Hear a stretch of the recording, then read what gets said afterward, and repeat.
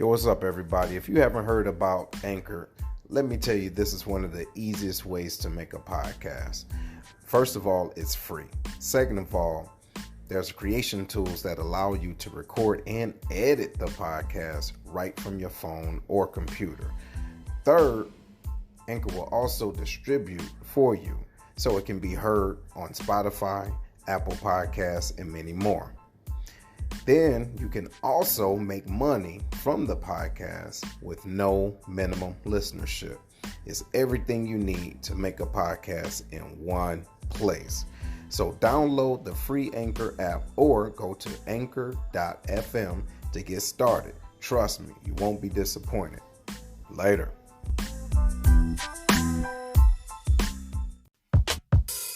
Welcome to The Lion's Den with Seth, a podcast where progressive men and women can learn and teach each other the ways of the land. The Lion's Den is where royalty comes to council. Ladies and gentlemen, your host, Seth. Yo, what's going on, everybody? Welcome to another episode of The Lion's Den with Seth. Hopefully you're having a great day, and I want to say thank you for those of you that are on right now. I know that it's a football game going on, and I heard the Cowboys are playing, and they're not doing too well, but whatever. We're just gonna give them some positive vibes, and just glad that y'all are here with us today. All right, because you could have been anywhere, but you're right here, so we appreciate that. So take some time out, share this, because this is going to be a great show. And if you're watching this on Facebook, make sure you go to StreamYard.com/Facebook so your comments can be seen for everybody in the world to see. And also, too, make sure that you are following us, okay, at Facebook.com/The Lions Cast. All right, the best podcast this side of the Mississippi. Trust me, I know. And that's all you need to know. Right on. But anyway, before we go into the show, of course, we got to get the den in like we always do around this time. So what's going on? Big Will, how you feeling, bro? What's going on, big dog? What's up? What's going on, big dog? Another day in the den that you see. Always representing. Looking forward to another great show. Hey, what we do? Mentorship, positive vibes, and a little num juice occasionally, but we got some good stuff for everybody today, so stay tuned. That's right. And those of y'all that don't know, it's whatever it is that you put in your cup to make you feel good, but keep you on the right path. You get what I'm saying? We want to encourage you to have a good time and to lean, but never fall, all right? Because we might not be there to pick you up. Hey, Big Herm, how you feeling, brother? Bro, it's been a crazy, hectic, busy day, man. Good. Just chilling, watching football, but I'm not. So it is what it is. It is what it is. Hey, man, I'm looking forward to this show. As y'all can see, I'm repping for my girl today that's going to be on the show to talk to us. You know what I mean? I'm really interested in this show because I'm going to be honest, I don't know much about this position until right now. So I'm interested to see what she's got to say about it, you know, saying why we should care about it and whatnot, and go from there. All right. Well, look, ladies and gentlemen, who he's talking about is Miss Chelsea Camp, and she is running for the city clerk position in Tennessee, but Montgomery County. Okay, so I want y'all to give her a nice round of applause for Miss Chelsea. All right. How you doing, ma'am? I'm doing good. How are you? Oh, we're doing good. So welcome to the den, and thank you for being here and taking out the time of your weekend to help educate us on what it is that you're running for and what that entails. So what you got for us? Okay, so I am currently running for the circuit court clerk position in Montgomery County, Tennessee. Okay, good. So what does that entail, if you can? So the circuit court clerk is the head clerk of the juvenile courts, general session court, and circuit courts. So she is the supervisor. She's the elected official who's the supervisor from the point where you start any litigation to the back end where you need to receive documentation or records from that. If you have anything from an adoption, a divorce, down to a minor traffic violation, you would go to the clerk's office to get information about that. They are also the people who are within the courtroom who are typing and making sure it's accurately documented what is going on in the court so it can be stored into the records. They also do the processing. They do all the coordination throughout the different courts, from scheduling the judges, different things they have going on, to scheduling what services offered. They also are in charge of facilitating expungement clinics within the community. Wow, that's a whole lot. And so you're running to do all of that. I'm running to do all of that and in its fullness. Oh, wow. My goodness. All right, ladies and gentlemen. So that's what we're going to be talking about today. And get your pencils and paper ready, because the goal of this is to understand what you can do. And those of you that are out there that are in the military, prior military, she too was in the military. So this is some information that may be beneficial for you or a friend, and how you can continue to serve. Okay, Big Herm, what you got, bruh? Hey, Chelsea. So I see we jumped right into the position, but let's jump into you, and let's talk a little bit about you and where you're from and how you came about to do this. Just give the people some background on you. Okay, well, I'm originally from Baltimore, Maryland. That's where I was born. I got to Clarksville, Tennessee in about 1995. I am the child of soldiers, so we stayed here for my stepdad's duty station. I grew up here, and then I joined the Army from here. So when I joined the Army, I left, I did a lot of things. And then when it was time to get out, I came back here. Throughout my time in the Army, I started as a fueler. So that's what I did every day. But by the end of my service, I was the NCOIC of the Behavioral Health Clinic on Fort Campbell. I had at one time, 7 clinics, but we had about 10 altogether. Staff from outpatient care, intensive outpatient care. We were also in the process of building an inpatient care facility on Fort Campbell. And I coordinated a lot of services for psychiatric and psychological care. Once I got out, I went ahead and got my degree. I went to Austin Peay State University, and I have a bachelor's degree in leadership. That is my calling. That is what I do naturally. So for me, I wanted to back up my experience with just a little bit of paperwork so people understood. I know what I'm saying. Even if you didn't know before, you would know afterwards. Awesome.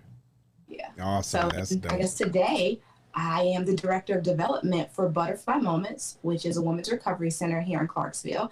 We help women drug and alcohol abuse and leaving their prison system. So we coordinate their release, as well as coordinate resources within the community to give them a second chance here in Clarksville or whatever community they're going to return to. First off, what's going on, Miss Chelsea? How you doing, ma'am? I'm doing Hey, good. I'm glad that you spoke about leadership, because Lord knows we need it in more places than not. So as it relates to leadership, who was an influence to you to want to do what you're striving to do right now? And better yet, how big of an imprint do you plan to make in what you're trying to do? Who influenced me? I have 2 answers for that. I'm the child of an addict. So in the process of my life, I've had the opportunity to experience leadership from multiple women. And that groomed me to be to well receive different leaderships, but as well as the women I came across when I left the military. And I'm currently a part of Manifest Magic Black Girl Cooperative. That's where I really got my hands dirty in. This is where you're needed. Our goal, our mission in Manifest Magic is the social, economic, and political advancement of Black women. Because if we can heal us and make us better, it empowers us to be better within the fullness of the communities that we live. So, being around those women, they helped me to be better, which helped me to be a better asset to the community. And my end goal, I plan to do this job to its fullness. I plan to excel. But my end goal is to empower the generations after me. I want somebody else to see me and say, I didn't know I could do that. I want to go do that. Great. That's awesome. And it's very, very noble of you. So, ladies and gentlemen, those that's listening on the Den, let us know if you got any words, some comments, and anything for Miss Chelsea. Let us know that you're here. All right. Let us know that you're here and you're alive, and that you're picking up these jewels that she's putting down. So before we go into the next part, of course, we got to take a time out for our sponsors. Okay. So take a second and give us a minute to really focus on them. And the first individual we have right now is Miss Tracy Brown. So those of you that are struggling with your credit, okay, Even if you know your credit isn't right, but you don't want to talk about it, it's okay. Give Tracy Brown a call. Her number is 618-560-3687. So she too has continued to serve, and continuing to serving, meaning that she retired in the military, Air Force to be exact. And her focus is making sure individuals are financially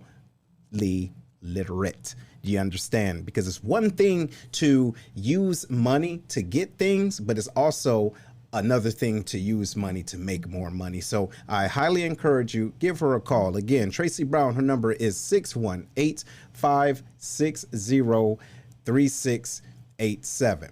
Okay? Give her a call. Now, ma'am. So what was it? Okay, what was the pivotal point in your life when you said, okay, I want to be a leader, and not just be a leader, but I want to focus my education on that leadership? It was just an accumulation of people calling me bossy and always putting me in the front, even when I didn't want to. People have always naturally, followed me, or I'm going to do this because Chelsea did. Chelsea said this. And I'm like, okay.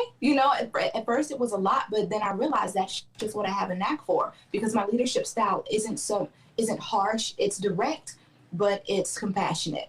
And once I realized really that everyone just doesn't have that, I realized I needed to dig deep, find out how to strengthen the parts that I wasn't so sure about, and really just go with the flow of what I did do with ease. Now we're getting this together. Go ahead. So basically, I want to know, you said you did some time in the Army, right?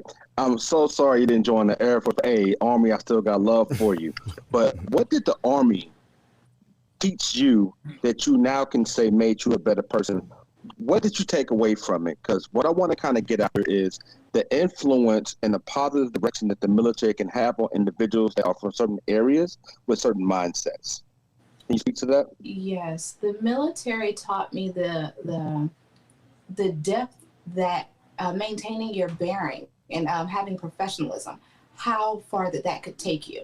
Because you can be very knowledgeable in a subject, but if you don't have what it takes to put aside certain personal aspects or self-serving ideas, then you won't go far and you won't affect too many.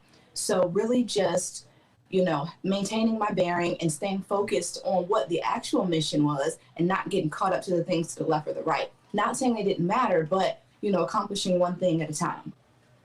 Wow. See, now that's huge. That's huge, because individuals don't know that I'm not going to say they don't know, but it seems as though they forget that when you're in a position to lead, right, you're still serving others. It's not, hey, I need you to do this for me, but it's what can I do for you? And you utilize your position to move things out the way so individuals can do their job. So that's great. That's real good. So tell us a little bit more about your nonprofit organization, and how it correlates to what you learn from the Army. So with my nonprofit, so working in behavioral health, I had to, because I was a fewer first, I came in as an NCO, but for me, it was important to make sure I knew what I would have learned as a private. So I made sure I learned to work everywhere from the front desk all the way up to what my OICs did. I wanted to be, knowledgeable in each situation. And that really just gave me an understanding of case management, as well as, even though you may have seen a certain title or situation before, the outside factors such as relatives or the job setting and things that could make a major difference. That helps me in working with women because, again, they may have gone to prison for one thing, or they may have the same drug of choice. But again, if one has children, depending on one's background, one's age, they need a different level of involvement, but they all need a standard level of care, right? So no matter how your situation differs, if I make sure that I lead with knowledge and compassion, because I need to educate people into change. I can't change you, but if I teach you, I can give you all the tools and, being there with you. If I stand by your side, I teach you first, and then I watch you apply. And whenever you I can't apply, I'll be right there. And that's something, being in the military, even once people received, their knowledge or their therapy, they could come back and say, well, I need help in this area. We had support groups or different type of therapies that they could get. Okay. All right. All right. All right. That's dope. That's dope. So, what type of, I guess, stress, or I wouldn't say stress, how about uh, barriers that you had to overcome in order to see your nonprofit manifest into what it is today? Was it more of individuals that was in the way, or was it mindsets? What would you say? I think it's an even balance of both, because anytime you want to start something, you have the idea and you have the passion, but there's always going to be fear. So overcoming that, as well as I'm a part of a 2-person team. So my mom, we work together. She's actually the founder of Butterfly Moment. And because we are opening this in a community in which we found these barriers in the beginning, right? This issue we had comes from our family. So my mom is our first butterfly. And it's about, making sure no other woman has to go through what she went through when she was in a similar situation. So sometimes the barrier is people have familiarity with her and they want to, again, give her that lesser level of service or lesser respect than if I would walk in and they don't know me to be connected with her, then they give me something different. So definitely breaking down the barrier of we're going to do this with your help or without it.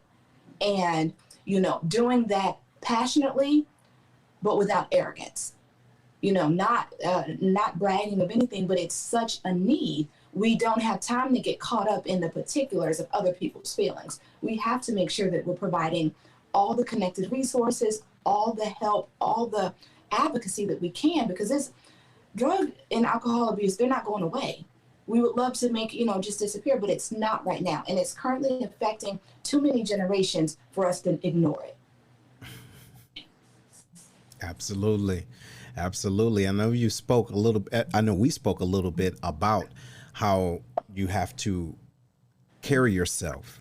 Okay. When it comes down to differentiating between being angry at a situation and communicating in a way that your emotions does not cloud your intent. So for those of our listeners that are interested, if not running for a position, but they are struggling with that, right? Because that persona or that stigma of being an angry black woman or just an angry man. Like, watch this. This is my resting Scoob face.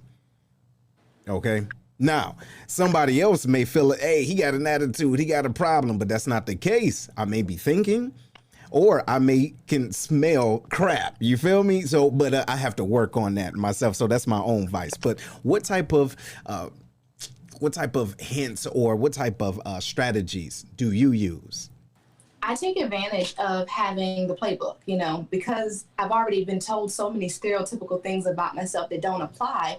I definitely take note of them. I could buck the system level. I'm just going to be me. But that doesn't help get me into the room. So if I know that this is how I'm perceived, I'm cautious in making sure that I'm authentic, but also well-read. So being aware of my body language, being very particular with my vocabulary for sure. I always make sure that when I speak in a way that the person with the least amount of education in the room can understand, because I don't want to speak over anyone's head. I want to speak in a way that I'm well understood on all levels. If someone who has more education, more experience would like deeper conversation, we can have that offline. But when I'm speaking for everyone in the room, for no one to be left out. So where the goats can get it. I get Absolutely. You. Right. And that's key, because there's individuals that feel as though I need to let you know how much I know so that I can create the aura that I know what I'm talking about. Like I'm certified, because I'm going to use all of these terms and let you know how well read I am. But maybe that's not the individual that you need to connect to that is the decision maker, right? Or the gatekeeper, if you will. So yeah, that's pretty good. That's pretty good. Well, hey, ladies and gentlemen, we have Miss Chelsea Camp on, and she's helping us understand not only the position that she's running for and what that entails as far as the circuit court clerk, but also how to maneuver in the room. Okay, and so we're going to get back to that here shortly, but of course we got to take another pause for the cause. So y'all stand by, stay tuned. We'll be right back. Monique Slater is a top negotiating, award-winning real estate agent in San Antonio, Texas. Her focus is on educating and empowering individuals on building generational wealth through home ownership while providing exceptional service with integrity and excellence. Although her heart is for serving first-time home owners and the military community, her clientele ranges from $100,000 to $2.5 million. Monique has developed an awesome team that can get individuals into a home. Mention you heard this ad on The Lion's Den with Seth and get a $500 rebate from Monique at closing. After servicing in the Air Force for over 28 years, retired Chief Slater has a massive network so she can connect you with an awesome agent anywhere in the U.S., and your referral will get a special gift card from Monique. If you're in the San Antonio area or relocating there, give Monique a call first to help you find your dream home. Her number is 210-237-7268.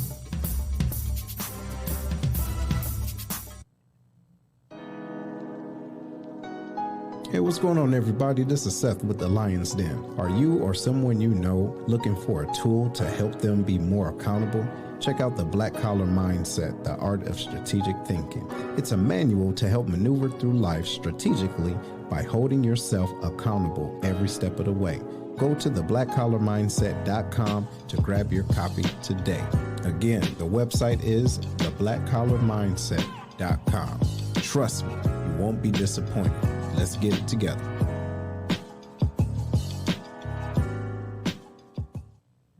One thing we can cherish during these times is family dinners. Think about it, the nice, succulent southern fried chicken, baked beans cooked to perfection, creamy macaroni and cheese, cornbread.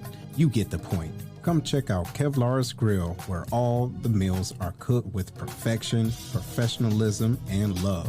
Located outside the Scott Air Force Base back gate inside the VFW is where you can find them. Also, they have military discount for all of our serving members. Give them a call. Their number is 618-416-5700, and that's inside Scott VFW Post 4183. And they also have Grubhub. Call them now and tell them that the Lion's Den sent you. Yo, welcome back, everybody. Welcome back to the Lion's Den. I am Seth, and we are back with Miss Chelsea Camp and Herm. You good, Herm? Yeah, man. I'm having a little latency issues over here, but I think I got it fixed. No, it ain't. You know what it is? It's that damn T-Mobile, and we know it. All right, man, say what it is. Rising over here. Can you hear me now? No, that's the problem. But go ahead, man. Look, glad you back. Go ahead. What question you got for Miss Chelsea? Hey, Chelsea. So I know you've got a couple of debates under you, right?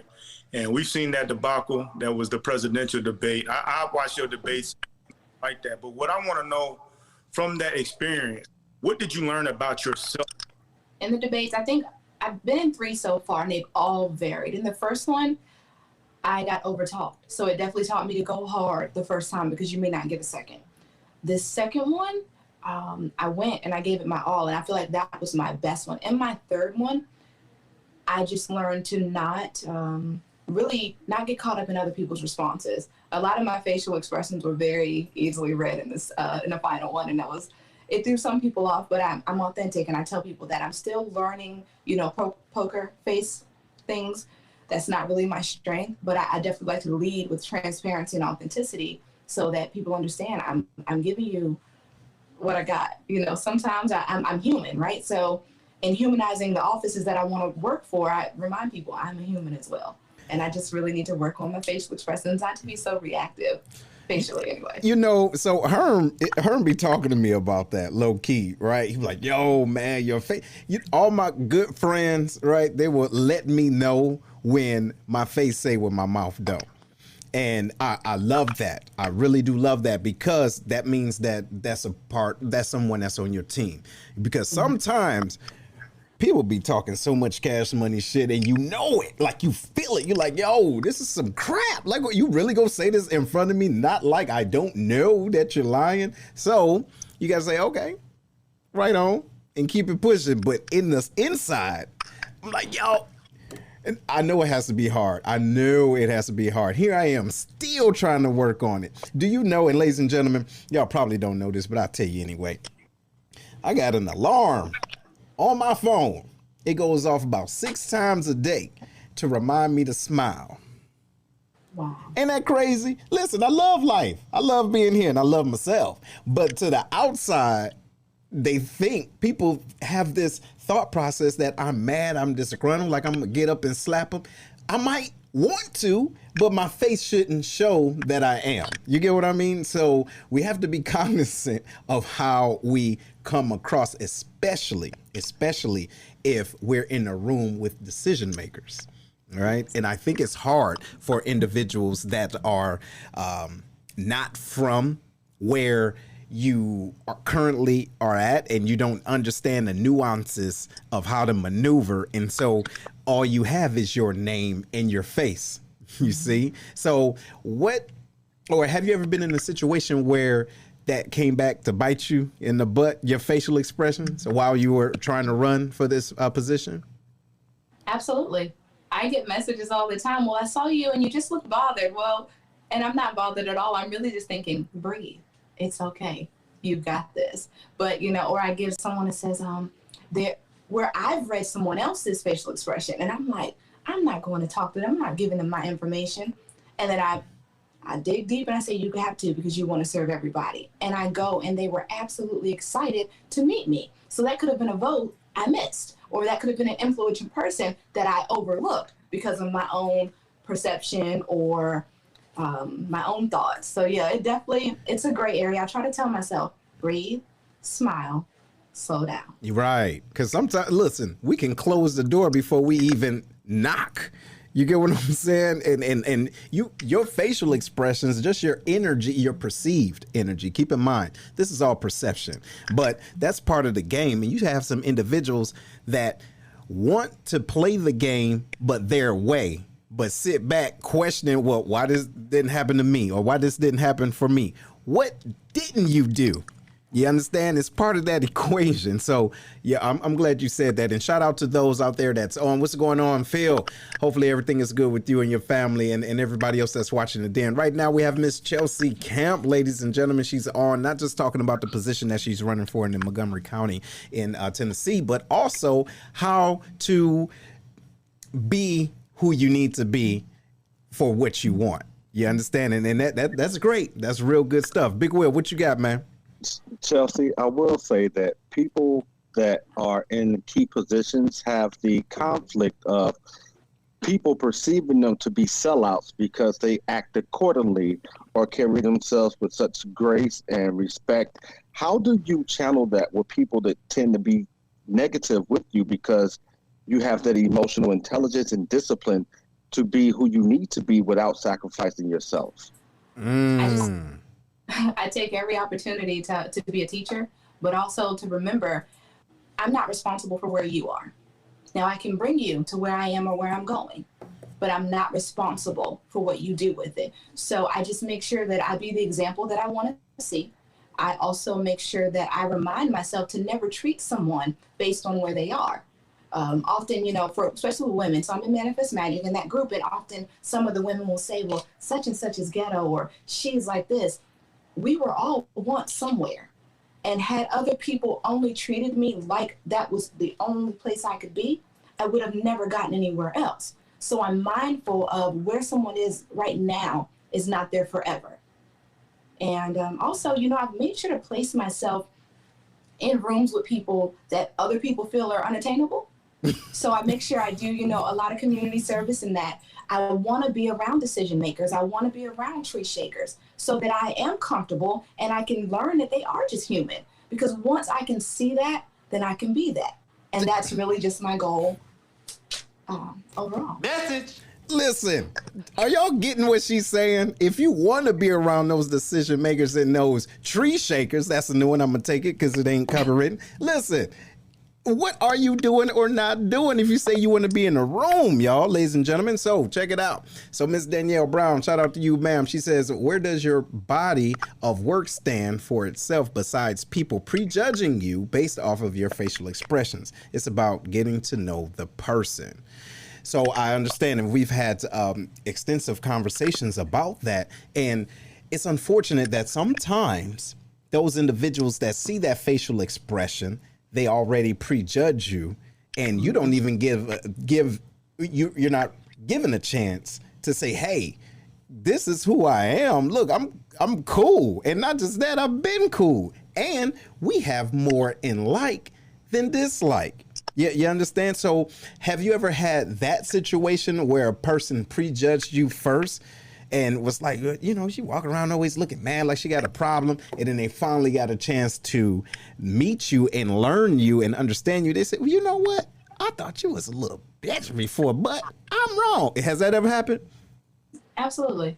Absolutely. I've come across some people when I was a soldier, you know, and then they catch me somewhere else and they're like, wow, I really thought you were this way. No, but my demeanor was very respectful to my position. I didn't work in a field where I could be overly friendly in certain situations, or I couldn't be just certain things based on the staff that I had. Because at one point I had a really young staff, like my soldiers were maybe like 18, 19, and 20. And crossing that line of being their friend would have really, when I needed to be in a position of leadership and say, hey, go do this. I'm not asking you, I'm telling you, you know, it made it a sticky area. I really just respect it. I try to be patient, and give people the grace that I want to be given. So I don't take it to heart. If there's something I've actually done, I don't mind apologizing. Like a sincere, I apologize if that's what I gave you. You know, and I'm even willing to hear what I could have done differently. Mm-hmm. Because how I feel like what it is, like intent and actions, sometimes they don't match. So an opportunity to see what my intention was and then get the action that was received, I'll take that, and it can only make you better. Now I don't carry a bag of, well, she said this and he said that. Some of that, you know, everybody has an opinion, but the things I can use, the things that are constructive, the things that are even, if more than one person says it too, you know, it's like, all right now. Hey, look, if more than one, listen, everybody ain't lying. You understand what I'm saying? You look, sometimes you are the common denominator, and it's okay. But like me and Herm would have conversations about that. If you being a common denominator is bothering you, are you willing to make that change? Because there's some people that say, yo, this is how I am. This is how I'm going to rock. Okay. But understand the ramifications of how you rock it. You see? But now if you want something in return, don't forget how you're rocking. You get what I mean? So what you got, Herm? Hey, look, I know what you got going on back there, but it's okay. Don't trip. It's all good. Lord. Look. Hey, you got girls in the house, bro. They got to run around. It's all good. Check this out. Chelsea, you know, me being from Clarksville, me being a Facebook friend or whatnot, and seeing how you move, I've noticed that it appears to me that you have a lot of support here in the community. Honestly, I never even heard of this position until you. And now I see these signs all over the place. It could be I just never really paid attention to it, or it could be you're really going super hard for this position. How do you feel like your support is in this community, and are you surprised by the amount of support you've been getting? I feel like my support is showing out. I am absolutely, I'm appreciative, but every time I go somewhere, someone's like, I go to introduce myself again because I want a standard level. So every time I treat somebody like they don't know me, hey, I'm Chelsea. And so people say, I already know who you are and I'm already voting. It takes me back because now everything I was going to say is gone. And it's like, okay, you know, I had a woman tell me Saturday, I already read your bio, I've already watched your videos, and then she went on into questions. That never gets old, but it's humbling. It's humbling, you know, because people don't have to rally behind me. The person who served in this position before me had been there since 1994. So to be the person coming after her to fill those shoes, and my actual opponent was her deputy and has been there for 24 years, you know, but again, one of my major issues is the transparency within that office and the community outreach. There's no reason why we don't know what you do. Our dollars pay your salary, and we don't know who you are. When I'm having substantial conversations, all you have for me is your resume. Well, I've been here, and this is what I've done. I never saw you at my school. I never, when I was going to the college prep programs here, nobody ever told me that this is what I needed to get to your position. And it really, to see the people who are saying, you know what, I thought that was a problem, but I never said anything. That that fuels my fire, because I want to make sure the children after us know these are entry-level positions. I'm gonna tell you how real that is, because I was buying my house out here in Clarksville, and as I'm buying my house, the person I'm dealing with is like, "Hey, so you voting for Chelsea?" I'm like, well, that's the level of support she's getting from these people, man. I want to give a shout out to them. And it speaks volumes to you, about you, to me. You know what I mean? I already knew who you were and whatnot, but the way that the city is riding for you for this position, man, really speaks volumes to you, because they're not going to back you if you didn't have any substance behind you. And you know what? That's dope, too. And this goes out to everyone out there that is interested in the position. Know what your why is, okay? And not being afraid to communicate that, hey, this is why I want to do this, because we are all in this together, essentially, right? But this is how it's affecting me. So let me bring what I can to this to help change that. So no, that's great. That is real good to have that support. Will, what you got, man? Miss Chelsea, I commend you on the inclusiveness. Hold on. What is going on? Years old. Yeah, you sounding bad, bro. Try it again. Wow. Oh, yeah. No, that's all right. Look, how about this? Type it right on, and then I'll read it. That's good. That's all right. Hey, it happens. It happens. Hey, what's my facial expression saying? You stupid. So if I can, Yes. I'd like to say, one thing I've had to make sure is that I didn't wait until I wanted to run for something to serve. So a lot of people may not know me in this capacity, but they know me because they've seen me at their children's school. They know me because they saw me feeding the homeless. They know me because they saw me advocating or silently protesting or doing something for someone in need. I think that's a major part of, before you get involved in anything, just be aware of what you're involved in. Don't ask for a level of support that you weren't willing to give.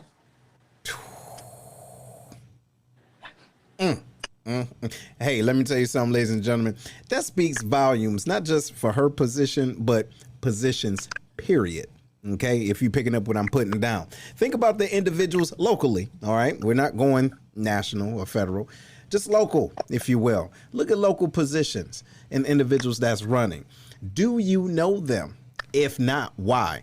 Hold on. Don't hold yourself accountable, right? Because sometimes we want to be keyboard warriors and Facebook mobsters, you see? And then now we're trying to get and talk about, well, look, I don't see you do this and this. Are you even doing it? Watch this. Are you at the bank when I'm at the bank? No. You get what I'm saying? So what's really going on? That's one side of it. But the other side, get out and see what these individuals are doing. And then don't forget, they are serving you. So hold their feet to the fire. You understand? Now, what do you think about that, Chelsea? I think for me, I absolutely want my feet held to the fire. But I'm definitely understanding that in order to hold my feet, you got to hear me talk about what I'm supposed to do. So if it requires people to get educated, I'm all in. Because I have no intention, let me be clear, of being a career politician. This is just to open the door to get other people in, because these are positions for us. And when I say us, I mean my age, I mean my gender. In our local community, we are most diversified by age. We have so many people who move here, who stay here, who retire here, who grew up here. So I think, what are we like within the top 5 places to live in the nation? So, we need to diversify these spaces where people are making the decisions. And if you've never seen the person serving, that's a problem. If they get paid and you don't know what they do, that's a problem. If you go in somewhere and they treat you like you're a burden to them, that's a problem. You should never go in any place of service and be treated like you shouldn't be there. I referred to McDonald's in one of my last debates, and I said, McDonald's is going to upsell you. They're going to say, would you like to make that a large? Would you like a cookie? Can I interest you in an apple pie?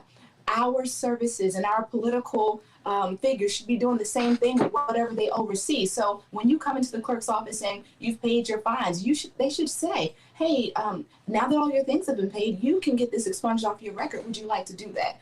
Or they should say, I noticed that you took care of some things, or you're about this much short of taking care of some things. In a second, you'll be able to get your voters' rights restored. Come back in and I can tell you how to do that. Or they should give you information, incentivize the services that they have. You know, it shouldn't be a cloud over the courthouse like, oh, I don't want to go there. I hate it down there. No, I go to the courthouse every Tuesday and volunteer, and I love it. You know, it is everything to me to be there for somebody while they go through something.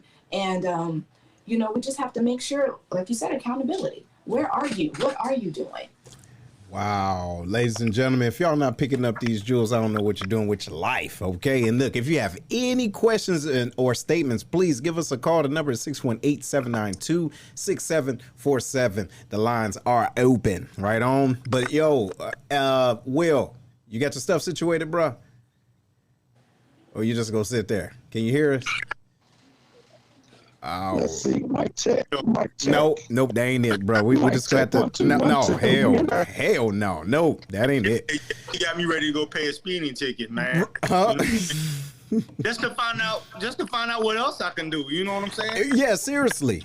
No joke, man. That makes a lot of sense, because you have individuals that avoid going downtown to the courthouse because they're like, oh shit, now I wonder if they go find out what I did in the 80s. Look, what are you doing? You get what I'm saying? You don't know what you can do and the resources that's available for you, right? So these are public servants to help you get your life in order. Okay, so don't feel a way about them. What you got, Herm? What else you got? Hey, so you said that you don't plan on being a career politician, and you want to open doors for other people. So after this, what do you future for? The future for me, to speak life into others. One of my main parts of my platform is really the community outreach. So I intend, and I said this in my debate too, regardless if I'm elected or not, I'm going to be at the schools letting people know as soon as you turn 18 and you can register to vote, you can also serve. You can become a city councilman or woman. You can become a county commissioner. You can do things within the state, local government, and you don't have to do anything. You know, people, there's this older standard, I guess, of you have to go and get a political science degree. No, you don't.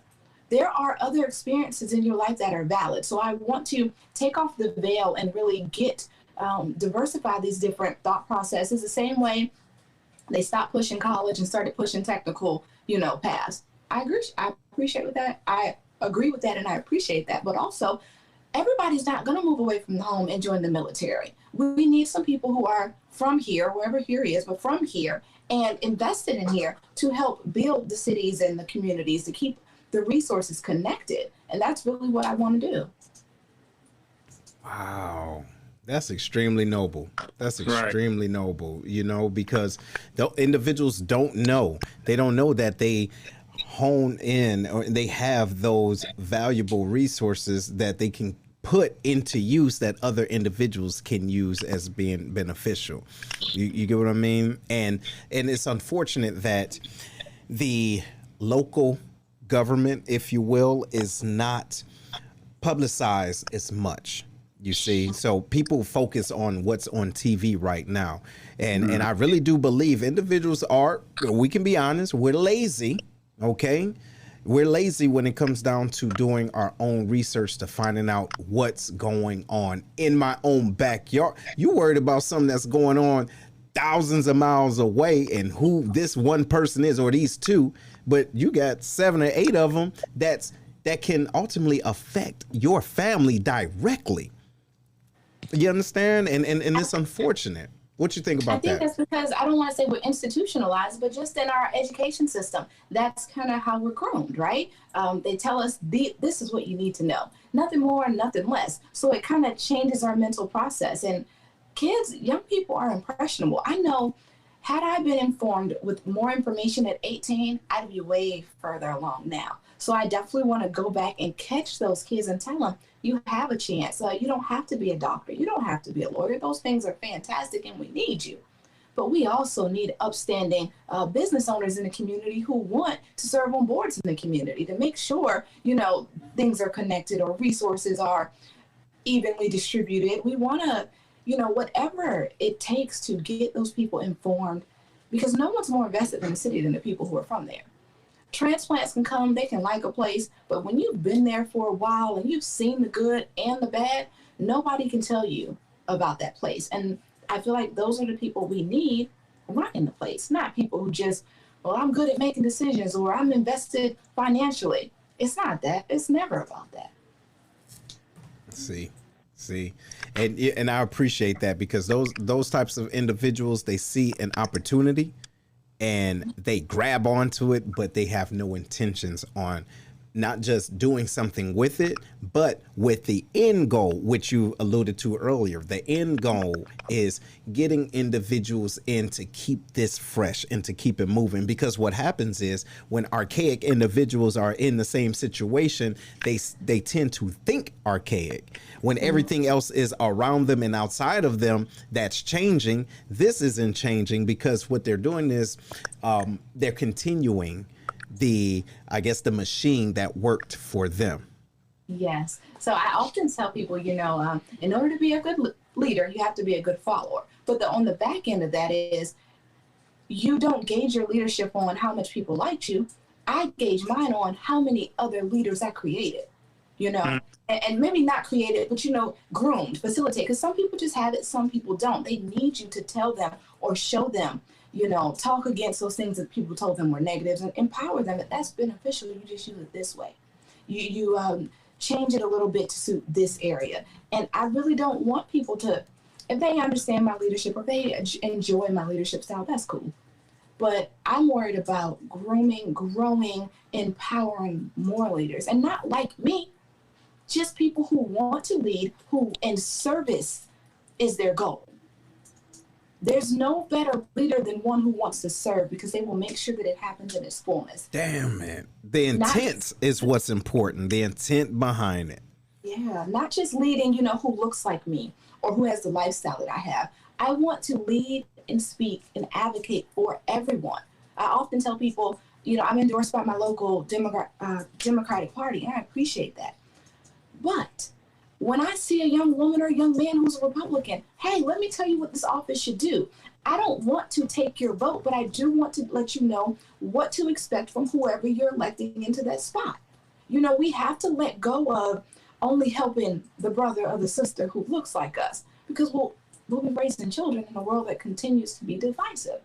We have to see the bigger picture, see outside of ourselves, because if you don't, then you'll be wondering, well, why don't I know anybody who doesn't look like me? Or why can't I get around people who don't look like me? Well, how often are you there for someone? See, that's what I'm saying.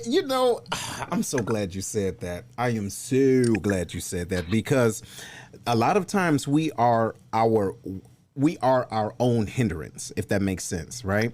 Because you want a certain thing, but you're not willing to do what it takes to get that. And that may be, if you expect your environment to change, there's times when you have to put the right things in your environment so that it can change, right? So that means not just having different conversations, but having individuals in the room that don't look like you. And that's good.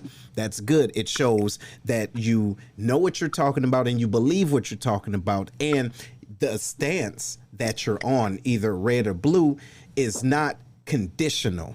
Meaning that you're saying what you have to say for everyone, because you're there being a servant for everyone. So that's real dope. So hold on, now watch this. Hold on, we're about to give Will a chance. Okay, Will. Okay, we're gonna do this one more time, man. Hey, if not, we kick your ass out, bro. We're gonna do this next week for you. Are you ready? Let's see. I don't like that. I don't like that attitude. Right okay, now. Good. Hold on. Let me give you that. There you go. Woo, yo, ladies and gentlemen, this boy sound like somebody. Go ahead, bro. What you got? So when we talk about alternative measures, I went and typed my question up to make sure my voice is heard, so Miss Chelsea knows that she's in the building. But what I really wanted to speak to was, with your passion for influence, can you share some of your methods that you use to connect with the youth today to show them the importance of their voice and showing them their possibilities and or capabilities in life? to show them the importance. I definitely advocate for things that don't apply to me, or so I make sure Saturday I was at a thing for disabilities awareness. I won't say complain, but I just use the word advocate because I make sure to speak on behalf of some that may not be able to speak, or, highlight issues or changes that can be made that can benefit people who aren't in position to request those things. I also empower people. I stand behind and I am supportive. I enjoy in my, since leaving the military, I have the luxury to just go and be places for people, not to be paid, just to be there for them. And I think amplifying people's numbers, amplifying people's work, that really influences change and the mind of servicehood. If I come up and give to you for nothing, you're more likely to give to someone else.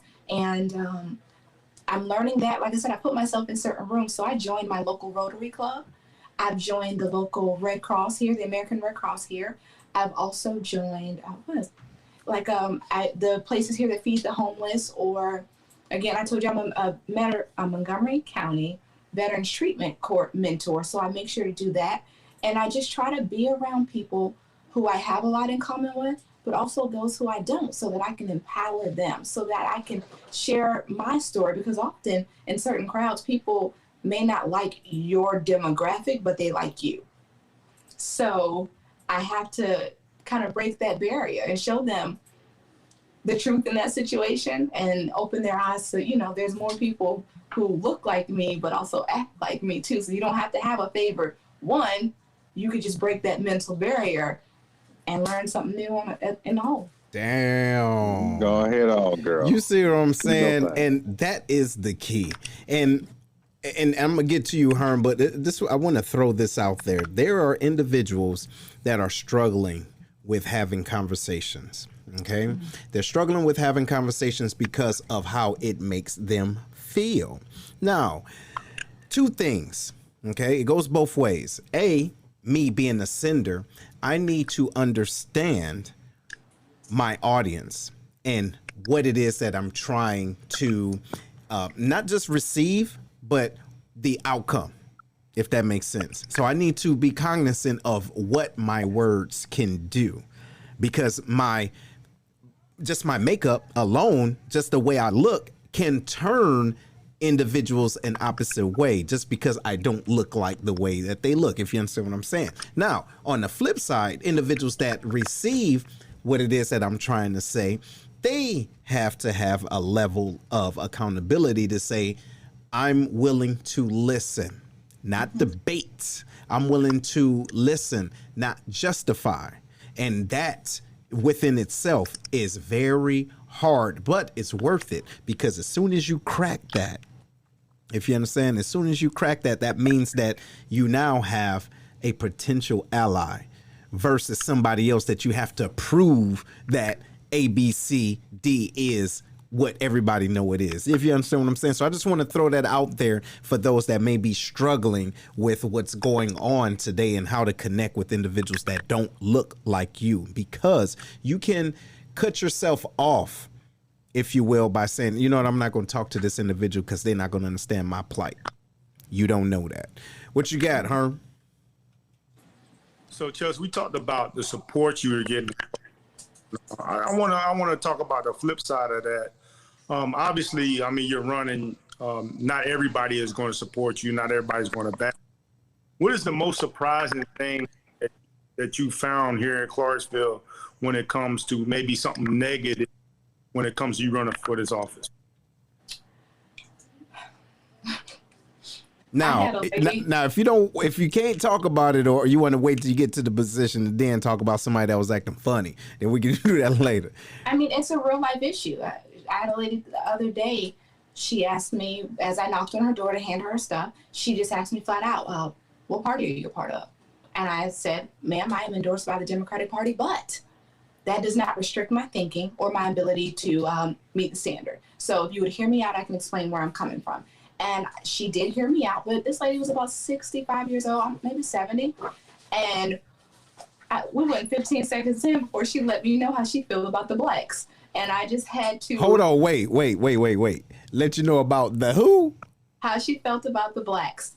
And I could have, I was taken back, but I've taken history class. I've researched. She's from a generation where that was an acceptable thing to say, and she may not have meant to offend me. So do I lose focus of educating, leading, being the change I want to see? Do I lose that focus to build my ego and tell that lady, don't talk to me like that? That's absolutely out of line. You can't change everybody, but you can definitely break through. You can break through. She's been in an era where, I don't know where she came from. She could have come from way further. She did tell me in that conversation that she was afraid of Black people. So hearing that, I am grateful that I could come into her space in a way that wasn't alarming. Now, again, was that phrase, did that throw me off? Absolutely. But what's the goal here? To be the stereotype, to fuel her reason, or to show her, ma'am, I understand, and I do have relatives still alive in that generation, so I get what was going on back then. And I can assure you that that is something that we need to continuously work through, but it's going to take work from both sides, educating, conversations, and doing so with respect. I left that conversation with her in a great place. Will she vote for me? Probably not. Probably not. But it was a good conversation, and I know she left there more at ease than she was when I walked up. So that kind of conversation, when Chelsea right there in the restaurant, you remember that? Yeah. The football conversation. Oh, I remember. So you must be the one attracting them. Nobody ever did that to me until I got around you. So what was the football conversation, Herm? So I saw a guy with a Tampa Bay hat on, right? Mm-hmm. And I'm making small talk. I say, hey, so how do you feel about Tom Brady with the Bucs? He said, well, I'm not really watching football right now. You would think that football would be the one thing that this country can all get underneath and be together on. And then the conversation was like that. And just like what Chelsea talked about, I could either be the stereotype and be crazy in my mama's restaurant and then my mom come out there and whoop my ass, or, I politely just get them on out the door. You know what I mean? Sometimes you got to pick and choose when and where you want to fight. You know what? Shout out to you, Miss Chelsea, and shout out to those that are in the position that you're in. And I knew this. Listen, I'm gonna be 100, and this is Lions Den. This is what we're trying to do, right? We have to show our authenticity. But I know that I was gonna say a 10 year younger school, right? Trying to do something positive, right? Trying to get in the community, knocking doors and everything, kissing babies and everything. As soon as somebody say, I don't know about those blacks or them colors, then all of a sudden, so I appreciate that because I'm learning. You got to understand there's things that I would like to do in the future. And in order to do that, I know I have to be able to have conversations with individuals that don't agree with me. Now, I'll tell you this. I wouldn't say it's a fear, but what I know I have to get used to is that now being out the military, I'm going to have to deal with some individuals that don't have that military thought process or that background where they don't give a damn what you think and what come out of their mouth. But now it's going to be up to me. So, they take the low road, you take the high road. And so I have to know going in, waking up every day. All right, taking a high road. As soon as somebody says something out of line, I smile, say thank you anyway, and go on by my business. You see? Yeah. But now this is a question for you. How do you set your emotional boundary? Because everyone has a tipping point, if you understand what I'm saying. So how do you set that emotional boundary? Because listen, it ain't too many places you knocking on the door, you gonna keep getting those, hey, black, or I don't know about y'all, blackity, black. How many blacks is it gonna take for you to say, you know what, my goal is 50 a day. I think I'm gonna chill at 30. You get what I'm saying? Because I don't know what this next house is gonna be on. So I need to chill myself out because now my face is about to be out of line. So what does it take for you? So for me, I surround myself with people who empower me. So I'm certain of who I am when I go out there. There's nothing that somebody's going to say that's going to change me. I have to also remember, unfortunately, I joined the Army as Obama was elected. So I remember people coming out and they didn't care that he was our commander in chief at all. They said exactly what they felt. They equated the people around us to what they felt. And they were in positions of leadership and there was no respect, no bearing. I've dealt with people who've equated me to deployments and boots and told me I wore these pants longer than, and said very, very nasty things that any service member shouldn't hear, any human shouldn't hear. So going through that, there's not too much you can say to me when I knock on your door. I also have to tell you, I carry. So you can say what you want. Wait a minute. Wait a minute. You know what I mean? Like, the conversation is fine, but when it comes to safety, I'm not gonna play with you. I have babies to go home to, So I don't mind bowing my head. No problem, ma'am or sir. I apologize. I'm gonna go ahead and end this conversation and walk on off. Once I walk to that car, though, just go on with your conversation, stay on your lane. I'm gonna stay in mine. In the state of Tennessee, you can have a weapon in your car and you are absolutely legal. And I don't mind if I'm put in a position where I'm in fear for my life, I will protect that. But, I just breathe, respect opinions even when they differ, and lean on, my mama love me, my friends love me, I'm all right. And that's what matters for real at the end of the day, because I get it.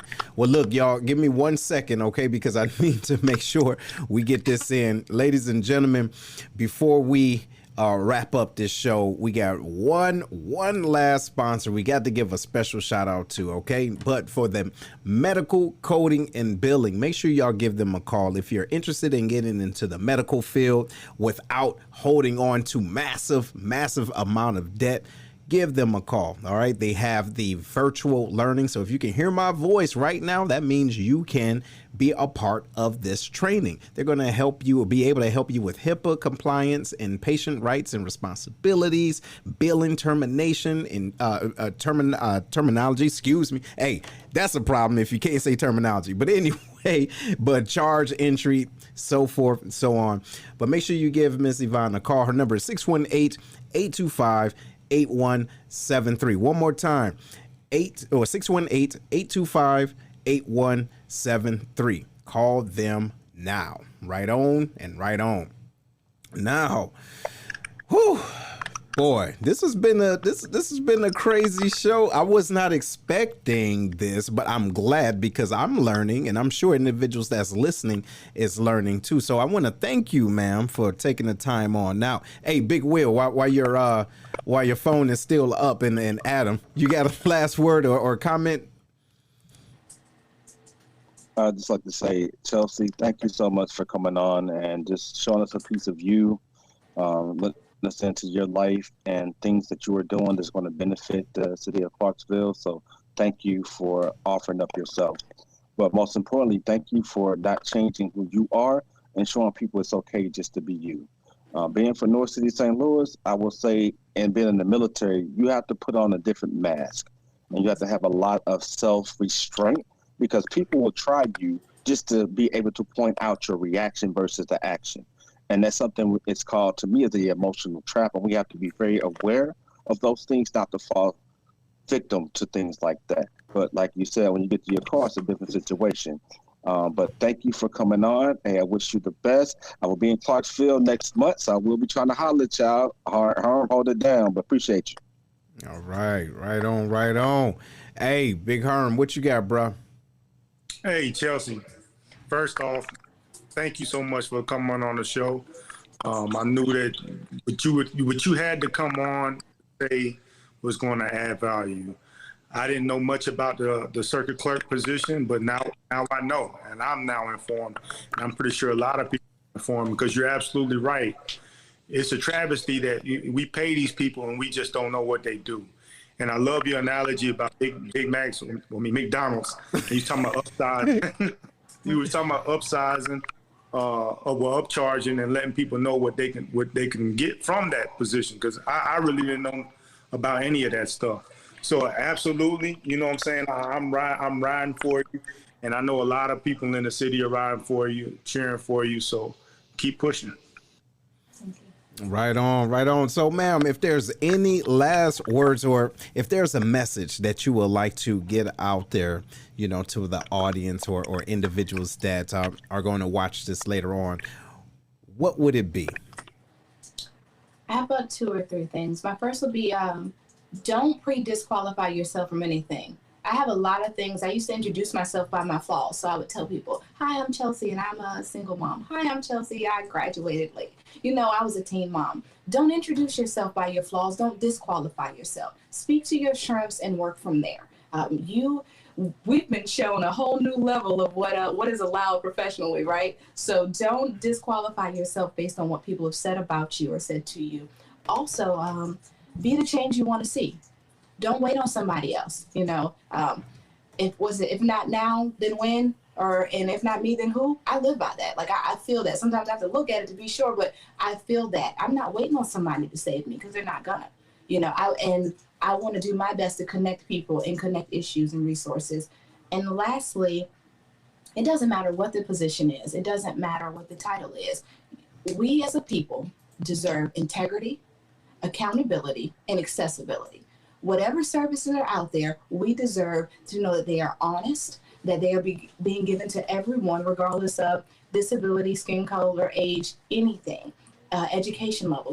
We all are deserving of the services that we're electing people into, the protection that we're electing people into these positions, the decisions to be made fairly and impartially for the positions that we're electing these people into. So don't be afraid to find out who serves your city, your state, your county, and hold them accountable.